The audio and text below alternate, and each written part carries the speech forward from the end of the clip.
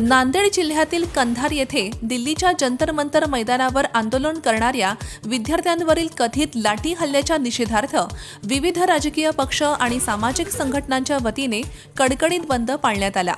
वंचित बहुजन आघाडी, काँग्रेस, शिवसेना, उद्धव बाळासाहेब ठाकरे आणि इतर संघटनांच्या कार्यकर्त्यांनी बाजारपेठ बंद ठेवत तहसील कार्यालयावर मोर्चा काढला। आंदोलकांनी केंद्रीय शिक्षण मंत्री धर्मेंद्र प्रधान यांच्या राजीनाम्याची मागणी करत विद्यार्थ्यांच्या मागण्या तातडीने पूर्ण करण्याचे आवाहन केले। यानंतर तहसीलदारांना निवेदन देण्यात आले। तसेच आंदोलन दरम्यान मृत्यू झालेल्या विद्यार्थ्यांच्या कुटुंबियांना शासकीय नोकरी आणि प्रत्येकी 50 लाख रुपयांची आर्थिक मदत द्यावी अशी मागणीही करण्यात आली। या आंदोलनात विविध पक्षांचे पदाधिकारी, कार्यकर्ते आणि नागरिक मोठ्या संख्येने सहभागी झाले। टाइम्स ऑफ महाराष्ट्रासाठी नांदेड जिल्हा प्रतिनिधी उत्तम चव्हाण यांचा रिपोर्ट। त्या आंदोलनात सहभागी झाला आणि एकंदरीत तिथली परिस्थिती काय आहे, आज इथे बंदचं जे आयोजन करण्यात आलेलं आहे त्या संदर्भात आपले काय म्हणणं?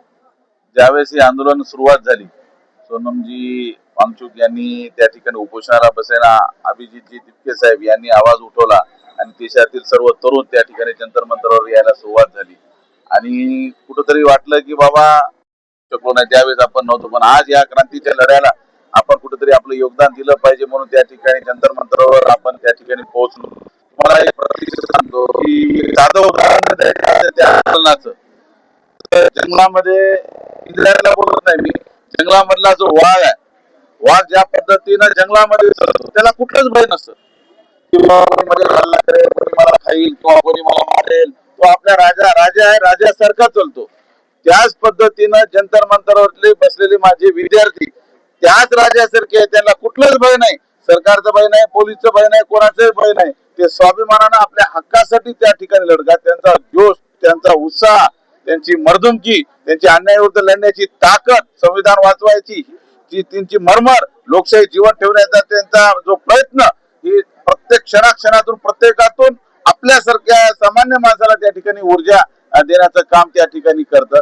मी बघितलं दादा की त्या ठिकाणी कोण कुठल्या समाजाचा, कोण कुठल्या काही देणं घेणं नाही, प्रत्येक जण आपला आवाज लोकशाही जीवन करण्यासाठी जे 23 विद्यार्थी त्या ठिकाणी मृत्युमुखी पावले, त्यांनी घेतल्याशिवाय मला वाटत नाही की त्या ठिकाणचे ते तरुण मंडळी जंतर मंतरवरचे उठतील। हे 100% सत्य आहे की तिथे, कारण ज्यावेळेस लाठीचार्ज होता 20 तारखेला